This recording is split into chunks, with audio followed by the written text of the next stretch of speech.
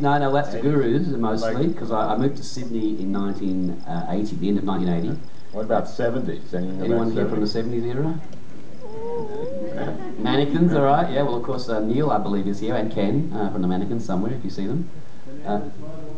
Hernando's Hideaway. Oh, wait a second. Now, here's the one. Oh, so this is the Mannequins or the Victims? The Victims? You're not the victims, we are. Well, because Hernando's Hideaway, I've got to tell you, was a very, very low-key thing. There wasn't many people coming to that to see the Victims play, and the number of people that have said they were there, and we really would have been quite successful. But, I don't know, especially the Governor Broom. That was one that was definitely a very small crowd. But at Hernando's, we did start that venue. In fact, the Victims. James Baker was wandering around and saw this little Spanish restaurant that seemed to be not doing very well, and he just walked up to the owner and asked him if he would have a rock and roll band one night a week, and we'd take the door and he'd kick the bar, and lo and behold, it worked for both of us, and ended up becoming a rock and roll venue only after a while. And that was Hernando's Hideaway, yeah. Okay. It's gone now, unfortunately, but yeah, it was a bit of a lively spot for a while. Mm-hmm. And I always like to go right back. I mean, first musical epiphany. What was the first thing you heard that just made you go, wow, I want to do that? Well, my brother who's actually here tonight, Greg, he's 8 years older than myself, and he actually had disposable income quite early. He left school before, around about year 10, and went and got an apprenticeship and had some money to bring home. He loved music and still does, huge maniac for music.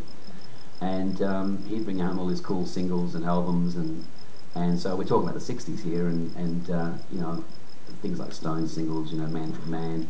But if I had to name the one thing that really kind of got to me was the Beatles, for sure. So the two albums that really I used to go to sleep to, and every night pretty much for a couple of years at least, was with the Beatles, and then later on Revolver. They're still my favourite albums. I actually love the early Beatles more than the later Beatles. I mean, it's not cool to say that because everyone likes the sophistication and the great studio production and all that, but I actually like their raw rock and roll energy and naivety in the early days. So with the Beatles, it's just as good an album to me as Revolver. And first song learned on guitar, presumably? No, not on guitar. I didn't play guitar until I basically was in the Victims. I was a self-taught keyboard player, and I learned violin originally as a kid, and I like classical music. In fact, I went and saw the Berlin Philharmonic yesterday. The concert hall was amazing. But I learned violin for a couple of years and didn't really cotton to it. It just was a bit dry, and I didn't like playing the very simple shortened bread and songs like that they taught you in those days. And I only liked pop music, and and that just didn't sound like anything I liked. And the other thing was, no one really wanted to hear you play violin at a party. So, I got a bit jealous of my sister, who's also here, Stephanie. She played piano, and she was able to do the party trick and play some pretty amazing pieces, and I got a bit jealous and said, well, I want to play piano. So I learnt for a year on piano, gave up the violin, and 1 year, again, same problem, didn't like the music, never practiced, just was a terrible student. So I kind of dropped off that, and about a year later I started to just teach myself. I just started teaching myself the triads of chords, using the black notes. Because anyone that knows the keyboard, like, it's easy to spot the one in the middle of the two black ones, so that everything was in the key of G sharp or A flat. So because I could find it easily. I mean, it's stupid, I know, because the C chord's pretty easy to find, but it was too hard for me, only 5 to count, so in the middle of the 3. Yeah. Oh, okay. And yeah, so I played everything in that key, and just played the chords and sang the melodies, and I was always very musical around the family. My sister and my mother both sang a lot, and I used to do the harmonies, and so I had a pretty good grasp for harmony. Oh, okay. So the first band. Sorry, yeah, I just got onto bloody piano, didn't I? No. First band was the Beatles, but then punk came along.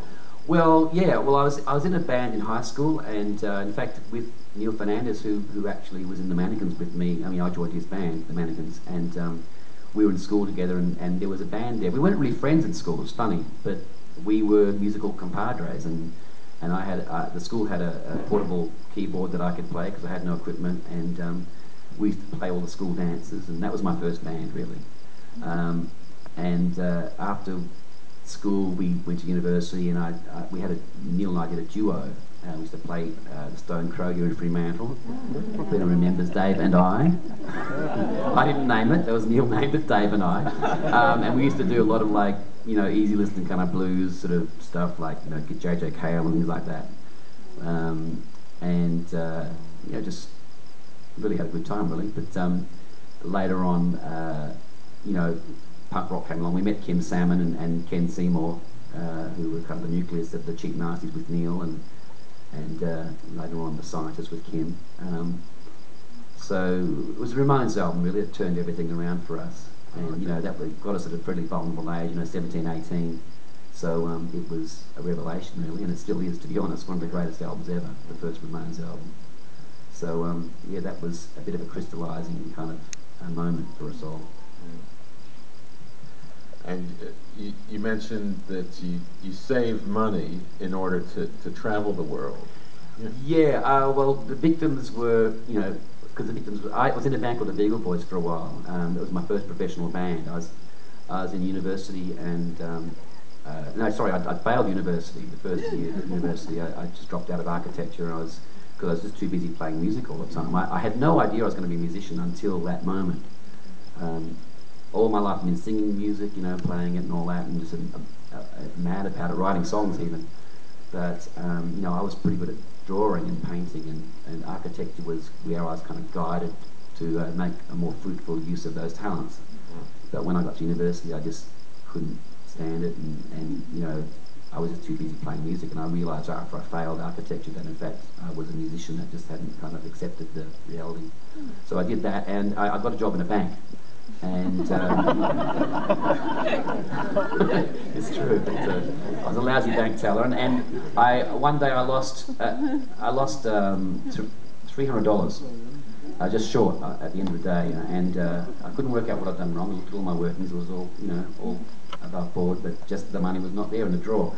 So that seemed kind of bad, but a couple of weeks later on, and I got an audition with the Beagle Boys. I knew someone that knew them, and it was a long story, but I did that, and the day before the audition, I lost $350 from the bank. So it was probably not, I had to actually cancel the audition because it was probably not a good look to, you know, not go to work that day when they're going to send someone from head office to actually see what the hell was going on with me. Did you continue that practice collecting the money for bank? I didn't steal it. I could admit it now if I did, but I didn't. I must have just paid someone too many 50s, and of course they were quite happy about it, never came back and handed it in. But that's the only explanation I have. Anyone care to confess? But yeah, I did audition a week later with the Big Boys. Probably a good thing actually, because they're a fairly uptight band, and they were a couple of years older than me, and very good blues group, incredible record collections and taste, just amazing. The Perth blues scene is just remarkable, it still is. But I happened to luck into that. The real audition day was actually the day after the bass player Phil Bailey's 21st birthday. And they had a big cocktail party, there was all this booze in the house. And so the Beagle Boys, for the one and only time in their career, actually started drinking cocktails at their rehearsal. So when I turned up and played, everyone was having a great old time. We just bonded, and it was like, you know, join the band. And even though I was, you know, kind of a raw 18-year-old, had no idea, it was, you know, it worked. And that was my first professional band. And but the thing was, I did like the Ramones at this point. And I was kind of going, well, I really want to do this punk music, but you know, this blues thing's really cool, and I've always liked the blues, but I was kind of torn, and then eventually the punk thing won out. So you were playing keyboard? And playing keyboard, I was playing a Fender Rhodes piano, and then I was teaching myself guitar in the spare time, and again, just by ear, didn't ever get a proper lesson, unfortunately. So I still have this horrifying technique that will never let me advance in my guitar skills, but you know, got me through. Limitation can be good. Yeah, well, I mean, I have a certain sound, that's one thing, but you know, I've got a fairly amateurish fretting technique, and even the way I hold my plectrum's all wrong. I break strings, and it's this sort of, yeah, very attacking sound. not very accurate. And when you left Australia, who were you looking for?